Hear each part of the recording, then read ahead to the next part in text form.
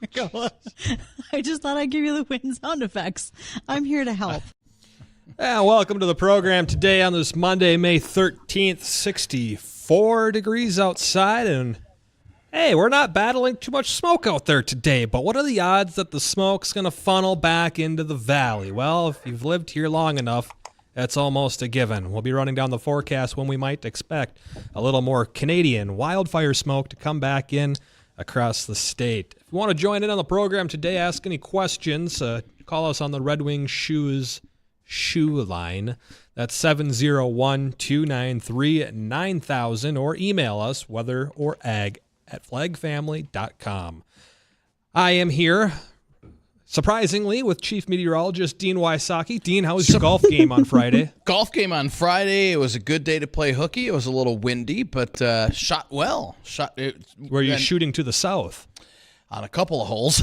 Good for you, buddy. On a couple of holes. Any record drives? No. Oh, not windy enough? No, I couldn't get it up enough. Well, we've all had that problem. It was a little too low, and I didn't take advantage of the wind, unfortunately. Yeah, that's quite unfortunate. I'm sorry to hear.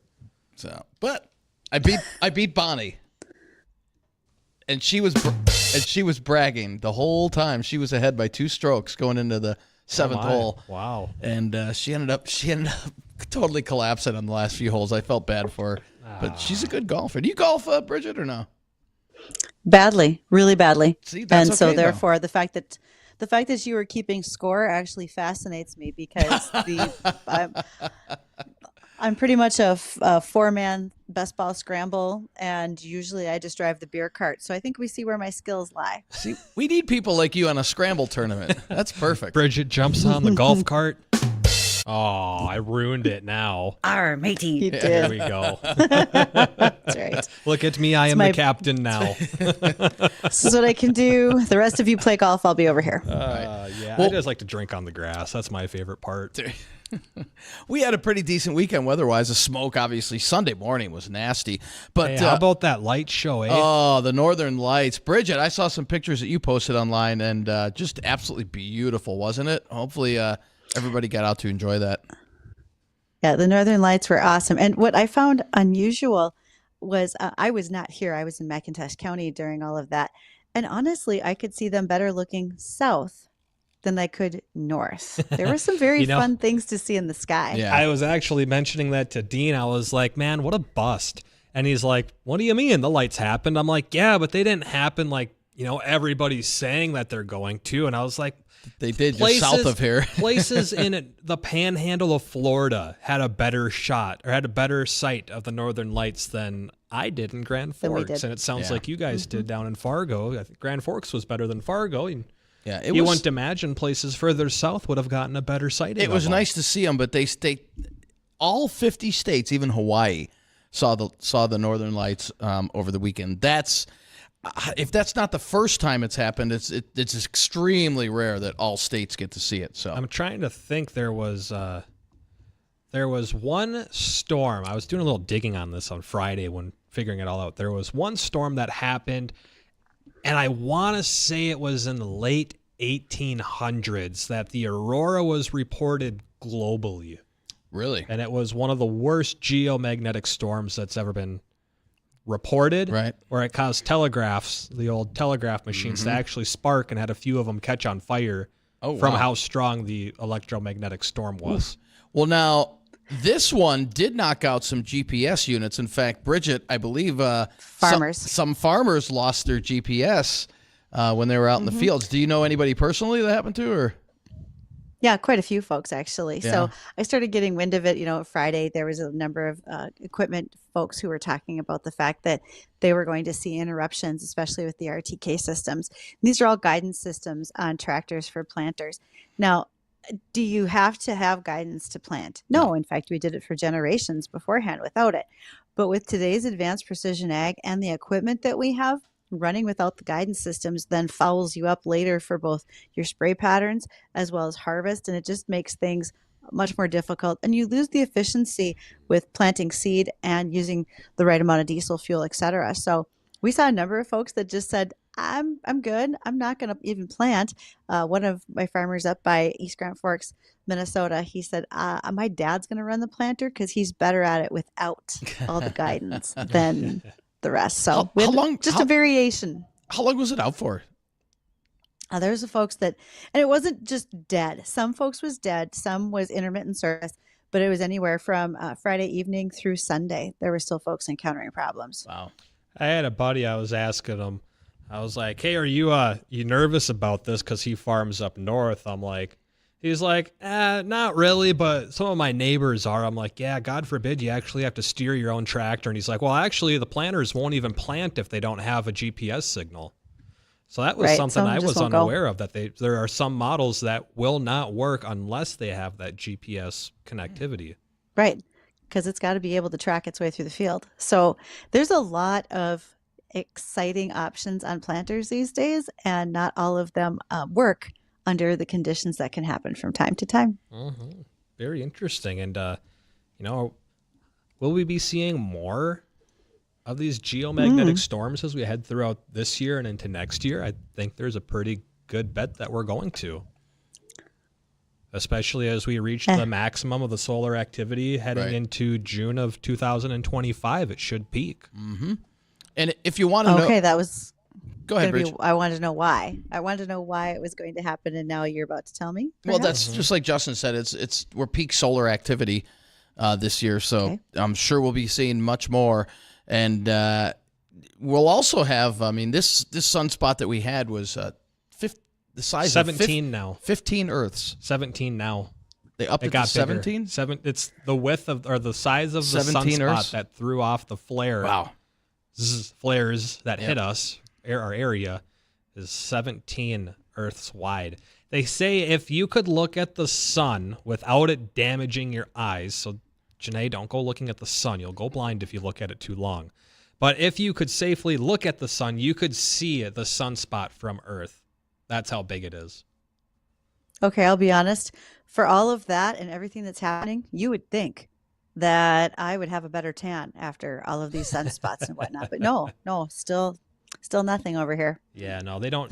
Those geostorms, they don't really affect people here on the surface. And we might see another piece of it coming in later this week from that same sunspot, kind of spiraling back around. And what's the name of that spiral? That is called the Parker Spiral. It's a very interesting thing. If you want to, if you're into that kind of thing, do a quick little read on the Parker Spiral. Yeah.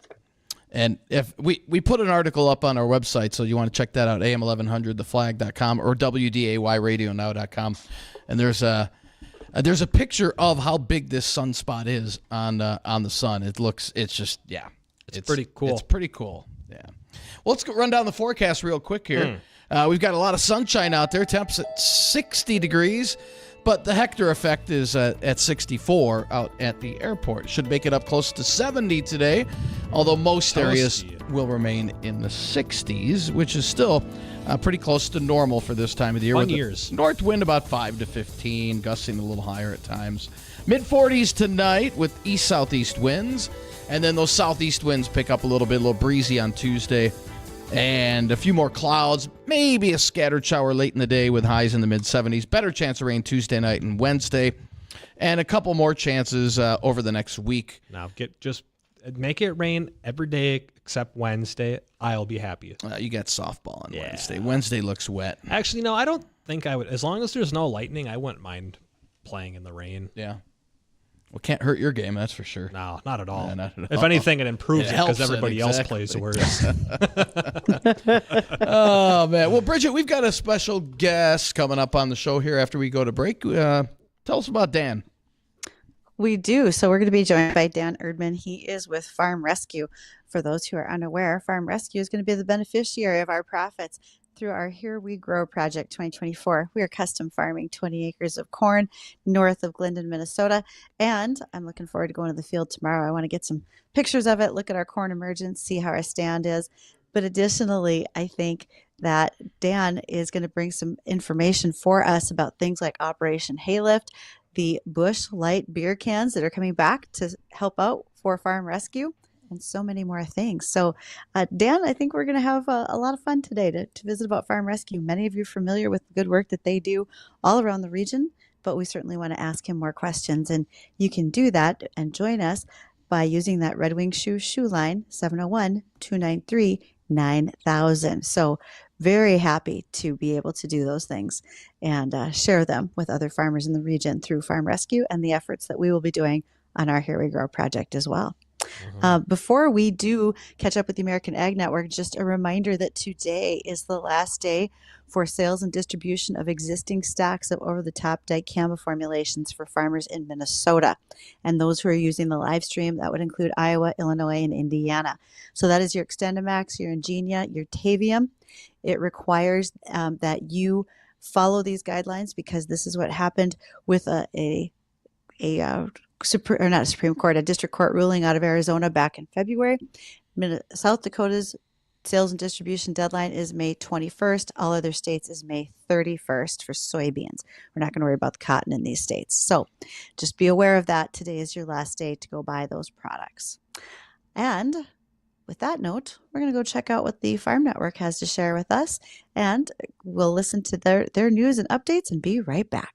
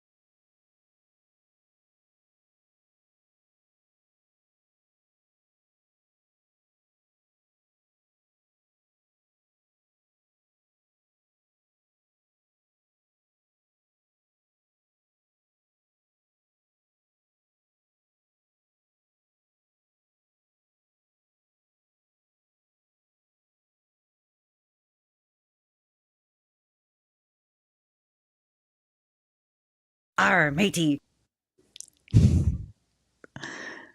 Welcome back to Weather and Ag in Focus. Thank you for joining us. Always so glad to see everyone here. And a huge thank you to some of our Here We Grow sponsors as we move forward into our 2024 corn season. And Two of those sponsors include Dairyland Seed. Thank you to them for providing our corn seed this year. We've got a great variety, or a great hybrid, I should call it, in the ground, ready to go. I think our corn's up, and I'll be sending pictures back of it tomorrow. Dairyland's got a full lineup of corn seed. If you're still looking for that or some soybeans, give them a shout. And then to Ellingson Drainage. Ellingson actually has a drain tile all around the property where we are planting our corn this year, and I yet still envision the day that I'll have Dean out in the field with me and the drain tile pump kicks in and he's out there with a rubber ducky and his arm flows on. So that sounds as soon like as fun. I get to do that video, I will let you all know. But Ellingson's got 50 years of experience in drainage here in the Red River Valley, and they are the experts at what they do. Speaking of experts, one of them would be Dan Erdmann. Dan is with us from Farm Rescue. And Dan, how are you today? I'm doing great. Thank you, Bridgette. Thank you, Dean. Thank you, Justin, for having me. It's a pleasure to chat with you guys. So I think most of our audience is very familiar with Farm Rescue, particularly because you are a Jamestown, North Dakota-based organization. But for those who might not be, could you please give us the lowdown on what you do? You bet. Yeah, so Farm Rescue has been around for a few years now, 18, I believe, to be exact. It was founded back in 2005 by a gentleman named Bill Gross. Grew up in the Jamestown area. I think Cleveland is actually his hometown. Still has some land back there. But years ago, again, through the 80s, he had planned to kind of take over the family operation, and just wasn't in the cards. So his parents encouraged him to seek higher education. Bill went on to become a pilot. He's been flying for UPS for many years now. He flies all over the world. But on an overseas flight, I think it was many years ago, he was talking about retirement plans with a co-pilot. And Bill said, I always wanted to just get a tractor and go farm to farm and help these families in a time of crisis. And so he was kind of challenged back then, this doesn't have to wait until you're retired. And that was kind of the light bulb moment for Bill. And founded Farm Rescue in 2005. Like I said, it started with planting assistance for families that are going through a major injury, illness, or natural disaster. I think they helped somewhere around a dozen families that first year, and that would have been 2006, just here in North Dakota. But they quickly realized that it's not an isolated need. There's a lot of folks out there, not just North Dakotans, that could use this support. So things have definitely expanded and grown since then. It's all volunteer run, so I think there was 5 volunteers that first season. Now we have anywhere between 200 and 300 active volunteers in any given year, and we've had well over 1,000 that have signed up throughout our history. The territory's grown, the services have grown. It's harvest, it's baling. We do some hay hauling, livestock feeding, basically just trying to fill in the gaps wherever it's needed with the resources that we have, and it's now going to be in 9 states. So we were at 8, and we're launching into Wisconsin come July 1st of this year. So Nice. It's really grown, and it's taken a lot of people to do that. And what's the criteria? Again, it's a major injury, illness, or natural disaster as far as receiving support. And again, we call it a hand up. It's not a handout. We're there to provide that tangible support. We're not giving money to anyone. And it's coming in during that planting season when unexpected injury happens. If there's an illness in the family that's keeping the main operator or just someone in the family off the farm during a very critical time of the year, that's when we come in and lend that hand. And you said a couple or a few hundred volunteers now? Yep. In Somewhere 9 around states? 300 and up to 9 states now. That's awesome. And that's the incredible thing is the volunteers themselves, their stories are amazing too. They come from all across the country. I think 49 states we've had people sign up for volunteering with Farm Rescue so far. Are the volunteers strictly?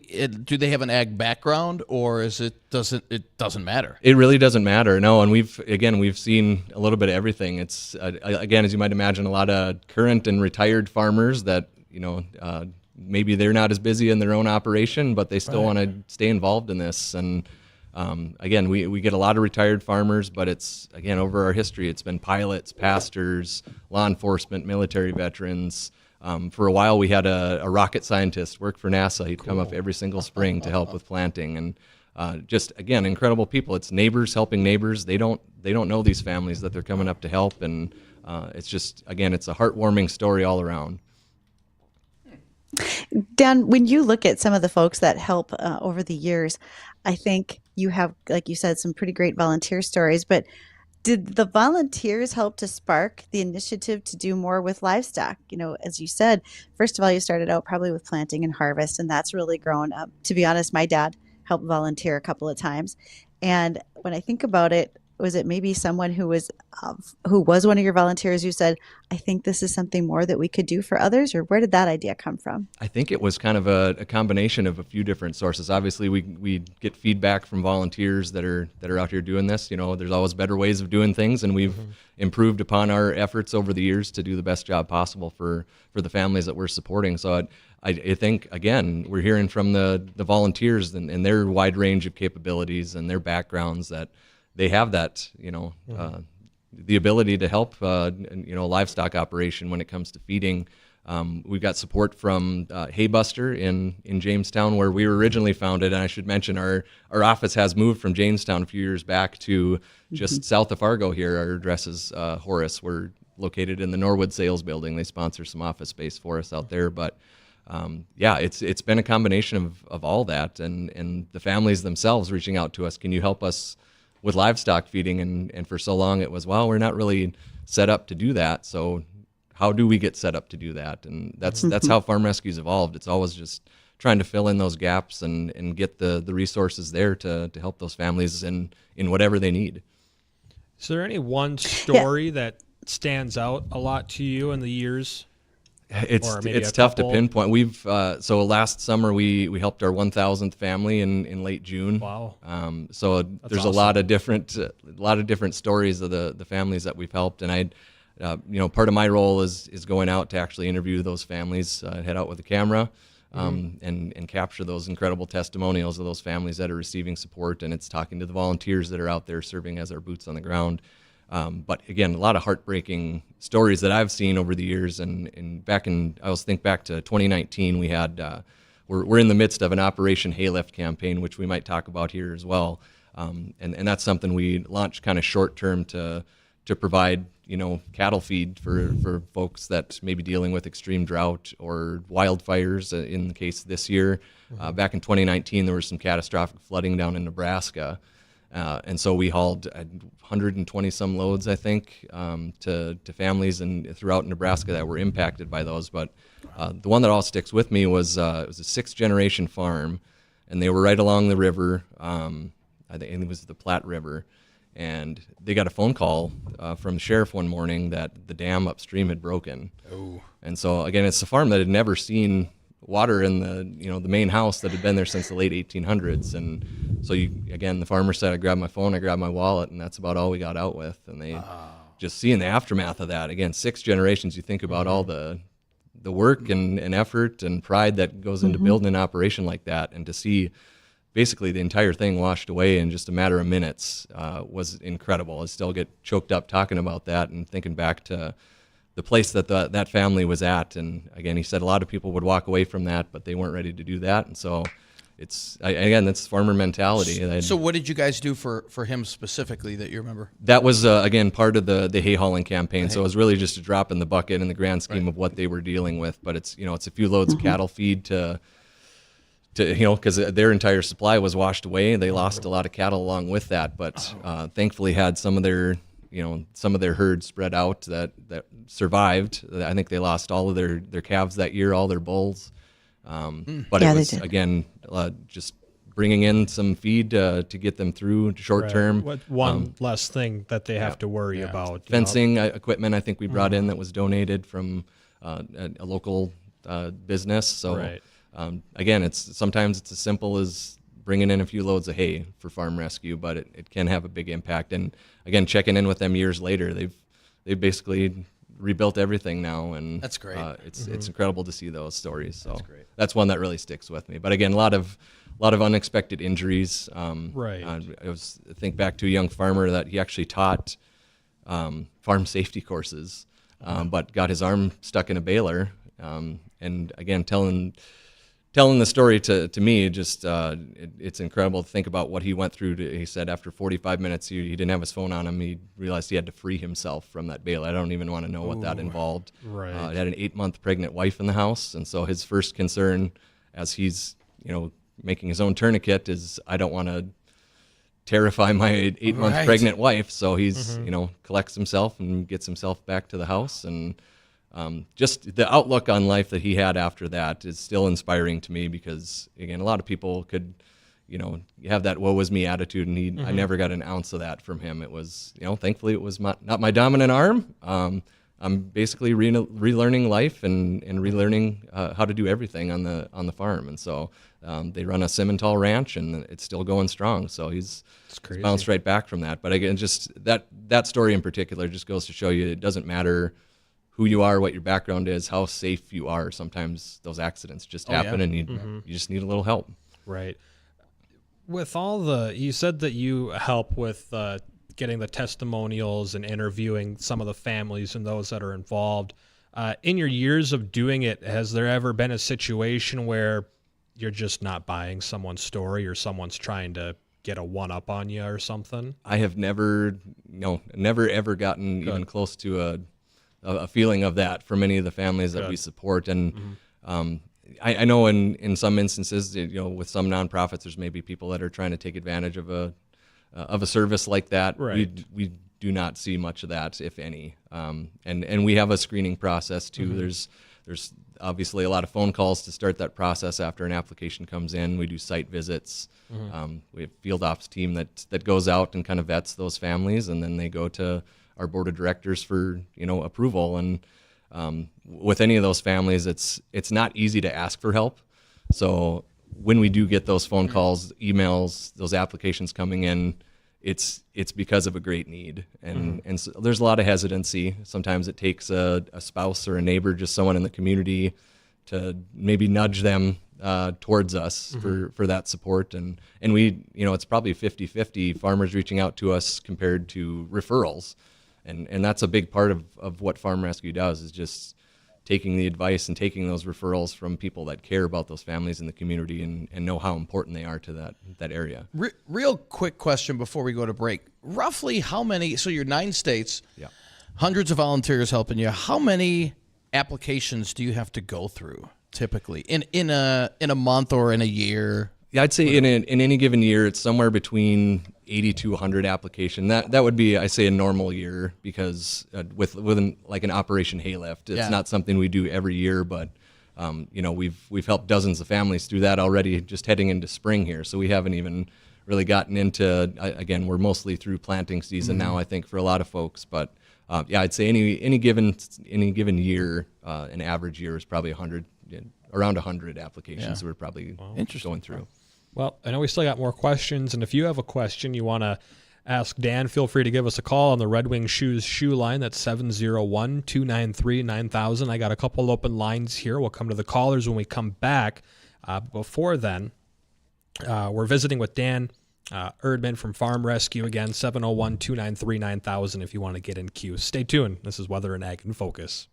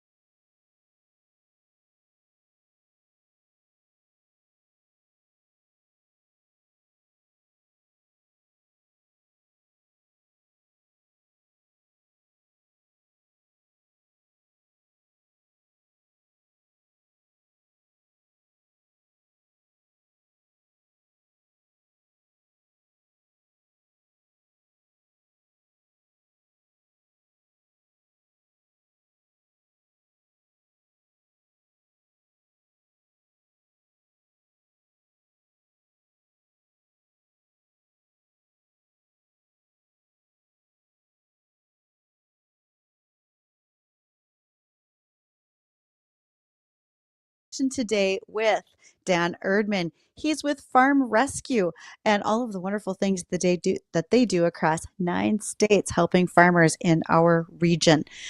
One of the things, Dan, that I think we want to make sure to emphasize to folks is when they say, I get a hand up, like you mentioned, from Farm Rescue, it's not a handout.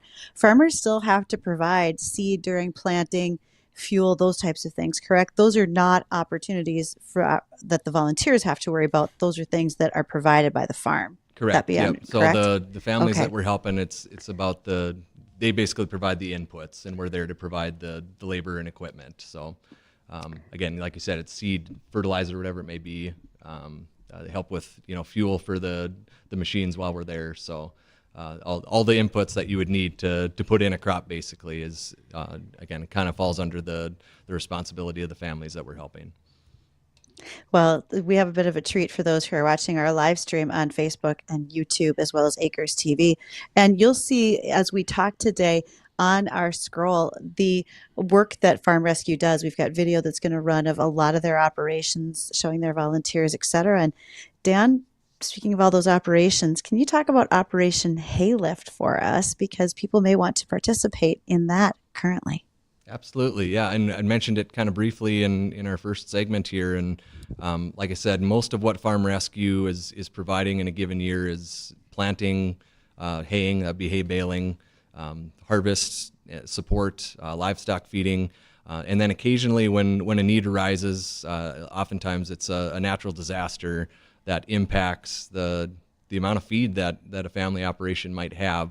We've initiated a campaign called Operation Haylift, and so we look at the resources we have. It's trucks, farm equipment, but it's volunteers to operate all of that. So I mentioned a little bit about catastrophic flooding in Nebraska back in 2019. That was, I think, the second Operation Haylift that we had underway back then. 2017, 2018, severe drought in the western Dakotas was kind of the first time that we initiated that campaign, and it's connecting, a hay supply to those families who were impacted that need to feed a herd.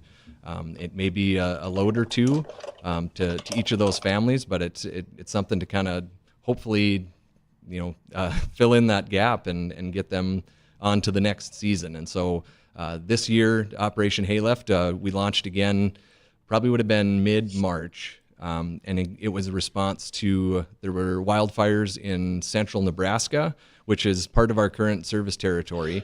And then, listeners probably remember hearing about wildfires in the Texas Panhandle and western Oklahoma. And so, again, we're looking at the resources we have. We're getting a lot of phone calls, a lot of emails from folks asking, how can we help? And Texas and Oklahoma are not in our current service territory, but our board of directors met and discussed how we might be able to support that. So there was kind of a special exemption made this year to support those families that were impacted. So I think it was 70,000 acres that burned in Nebraska, and it was 1.5 million in the Texas Panhandle in western Oklahoma. So we launched Operation Haylift. We got a couple trucks on the road, volunteers to keep those trucks on the road and deliver hay. So we got hay donations. I think the very first one came from it was the Mack Ranch in Scranton, North Dakota. So basically, as we're moving those trucks south, we picked up a load out in western North Dakota, thanks to the Mack family, to haul down to a family in Texas.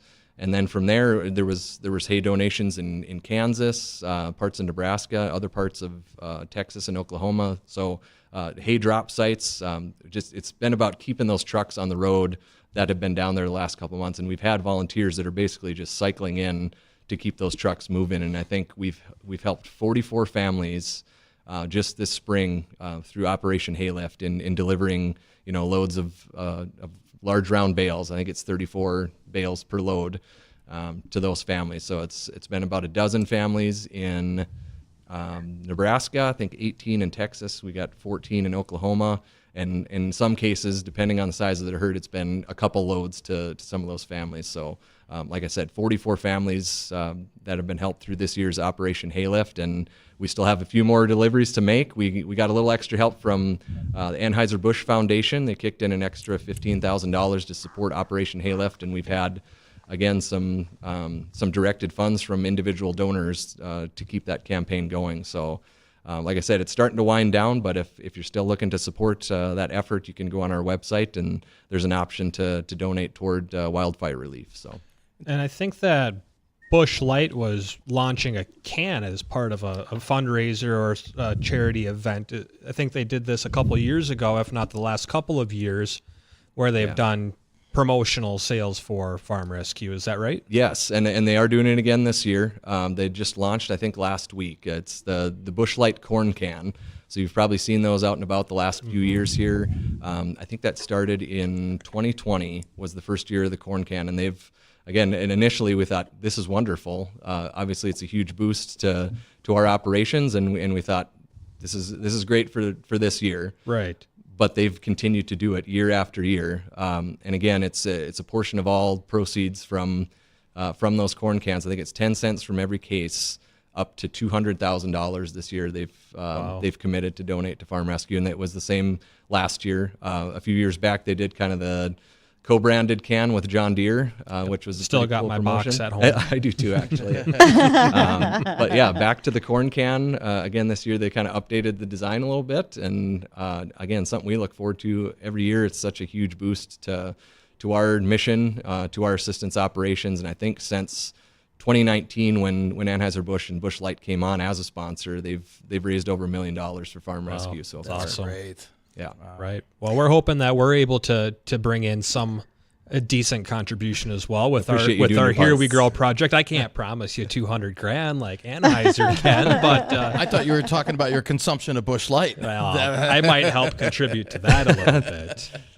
Exactly. But, Well, and speaking of contributions, there's one more to be done, and that is here in the beginning of May sometime. Isn't there an all-female volunteer team that's planting a crop down at Veblen, South Dakota? There is. And one of our previous guests, she was just on with us last week, is Amanda Nigg, Farm Fit Mama from Sisseton.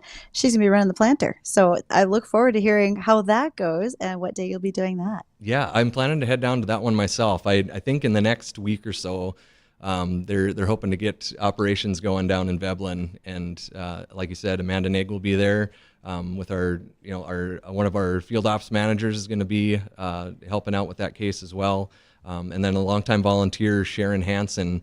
I think she's from the Brookings, South Dakota area. Long background in agriculture and seed sales, so just a true expert in the field. No pun intended. But yeah, that's a case really looking forward to, and yeah, it's pretty rare to have an all female volunteer crew, and that's wonderful. We'd love to see more of that, and we've got so many incredible volunteers and a lot of females that do contribute to our mission. So yeah, big thanks to Amanda, Farm Fit Mama, and Sharon Hansen for being there to support a family. I think that particular case was a shop fire that resulted in the loss of basically all of their farm equipment heading into planting season. So again, not timely, and just a true disaster for that family. Right. Well, Dan, I want to appreciate you for coming on here and telling us a little bit more about Farm Rescue, what your operation does, some of the stories that you've been a part of with a lot of disasters that have happened, whether natural or just unexpected. And again, for those that are involved in agriculture, for those that are not involved in agriculture, how could somebody help or make a contribution if they wanted to? Yeah, so we have a lot of diligent volunteers that have served our mission for many years, and a lot on an annual basis. We've got some that have been doing this over a decade, and they come back every year to plant or harvest, whatever it may be. We're always looking for more volunteers. Again, some of those long timers are not going to be around forever, so we need to get more folks trained in on what we do and the right way of doing it, because we treat every farm as if it was our own, and that's what the volunteers always say too. They, every acre planted is like it's their own acreage. So we want to do the best job possible, and it's all about getting feedback from the farmers on how they want it done. We're not going to come in and tell you, what we think is the best way of doing something. They want to do it to their standards. So obviously, yeah, signing up to be a volunteer is a big part of what we do. But really, the best way you can help Farm Rescue, especially if you don't have an ag background, is just through generosity, and that's what makes the wheels turn for Farm Rescue. It's business sponsorships. It's individual donors. It's, we do a lot of grant writing, applying for different grant funding. So if you feel called to contribute to Farm Rescue, and you're able to do so on a financial basis, it's pretty easy to do so through farmrescue.org. Pretty loud donate button when you get to that site, and we appreciate each and every dollar that we receive. Well, awesome. Well, Dan, thank you very much for jumping on board here with us and for being a part of our Here We Grow series. And I'm sure you'll be coming in again throughout the year, especially when we get down towards harvest to see what we pull out of the ground. Absolutely. Looking forward to it. All right. Well, when we come back, we got another rundown on the forecast, some ag topics, and I got a giveaway I'm going to do. So stay tuned. We'll be right back.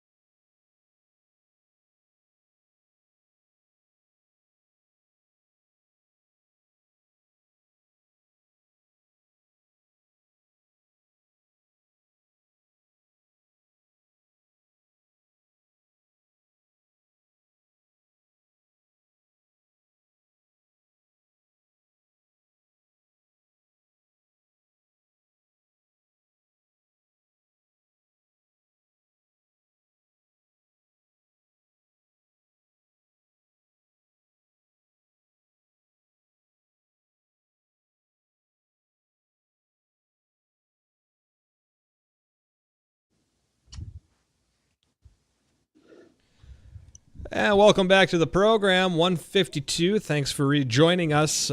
Program number is 701-293-9000 if you want to join in on the conversation or have some fun. And, I was just thinking, since it was Mother's Day the other day, and by the way, Bridgette, happy belated Mother's Day to you. Thank you. We do a little giveaway in honor of some of the moms out there that are listening today. So moms, if you want a $10 certificate to Cheyenne Gardens, I have 3 $10 certificates to Cheyenne Gardens that we'll give away. So if you're a mom and you could use that over at Cheyenne Gardens up in Harwood, just a 10-minute drive north of Fargo, why don't you call in right now, 701-293-9000. What caller are we taking? I just randomly pick 3. Oh, you're doing 3 winners. we Yeah, I got Just I have, three I winners. have, I have 3 of All right. them. So, hi there, caller. What's your name? Jessica, Jessica. Happy belated Mother's Day. thank you. Could you use a $10 certificate to Cheyenne Gardens? I could and I would love it because I've never been there and I've wanted to go. Awesome. Well, Jessica, what's the first letter of your last name? P. P. All right. I will mark it down, and you can pick up your certificate anytime this week between 8 and 5. I'll have it down there shortly after 2 o'clock, all right? Thank you. Yep. Thank you for listening. Hi there, caller. What's your name? Renee? Renee, happy belated Mother's Day. Could you use a $10 certificate to Cheyenne Gardens? I sure could. All right. And what's the first letter of your last name? F is in Frank. All right. Well, I got you down. Thank you very much. Thank you. Mm-hmm. And hi there, caller. What's your name? Mary. Mary, happy belated Mother's Day. Thank you. What's the first letter of your last name? M. M. All right, Mary, I got you down. You can pick that up anytime between Monday and Friday, anytime between 8 and 5, all right? Thank you very much. Yeah, you're very All welcome. right. Thanks for listening. I could use one of those certificates. I'm redoing my front yard and got to Wait get some till Father's plants. Day, bud. Got to get some plants planted there, right? Exactly. You know, if you weren't getting one of those certificates, what you could do is pick up some North Dakota Sweet Crude. Thank you to them and all the work that they do here with us at the station, which I guess amounts to coming on air. And so Justin and I have the best afternoon ever. And that is a locally made spirit. It has a smooth cranberry and cinnamon spice flavor. It also comes in a North Dakota Sweet Crude orange as well. And if you go to their online website, crudespirits.com, they have more than 60 drink recipes for you to try. The Dakota Rita, the Crude Margarita, the Orange Mule, Grandpa's Root Beer, and so many more. Check them out. Also, this week on the 16th, they will be doing a taste testing at Osgood Hornbachers in South Fargo, the 17th at Happy Harry's on 45th Street, and on the 18th, Fergus Falls Craft Beer Festival. See them there. That is North Dakota Sweet Crude. Mm-hmm. We got a few ag topics we got to get to. This is one that popped up. If I'm thinking of the same situation, came up a couple of months ago, but potentially a quick update or recap on that. And Bridgette, this was a pig's contribution to life-saving surgery. Well, there has been quite a to-do for this pig. And here's what it is. There is a woman in New Jersey who was not only had her heart was failing, but also her kidneys. And so what happened was the pig was able to help out. She was given a pump, a mechanical pump to keep her heart beating. And then the kidney was transplanted into the lady.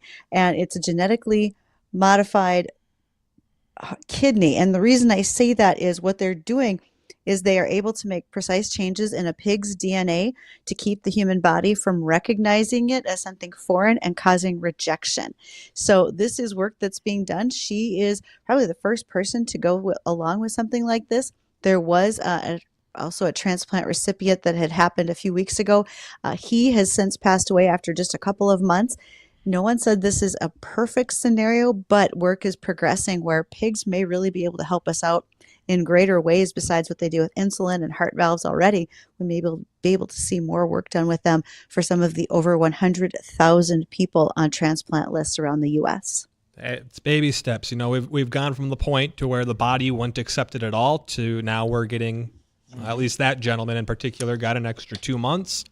Who knows what's a couple of years down the road if we can add a couple of years.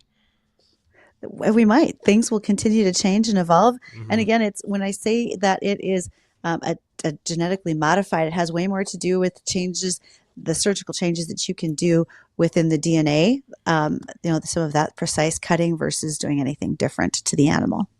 Mm-hmm. I think we'll end the show today with a check on the forecast. Yeah, we've got mainly clear skies out there. Temperatures right now in the Mid 60s here in the FM area. Temperatures in the Northern Valley a little cooler into the 50s, but all in all, a real nice afternoon with highs anywhere from the mid 60s to right around 70 degrees with north winds at about 10 to 15. Tonight we'll drop down into the mid 40s and breezy southeast winds tomorrow, 15 to 25. Highs in the mid 70s, although we could see an isolated shower late in the day on Tuesday. There will be more cloud cover, better chance of rain coming in Tuesday night and into Wednesday with scattered showers throughout the area Wednesday. It looks like we could pick up to a quarter of an inch, maybe a little bit more than that throughout the area. So no heavy rain. And I'll tell you, the farmers have had, 6 days now of dry weather, so hopefully that helps out. Mm-hmm. And I've seen the planners out. More progress getting done. 29. You can put a lot of crop in the ground in 6 days, and that's what's happening. Indeed you can. Well, that'll wrap it up for us today. Appreciate you listening. We're back tomorrow, 1 to 2 o'clock in the afternoon. The Jay Thomas Show is next. I just thought I'd give you the wind sound effects. I'm here to help.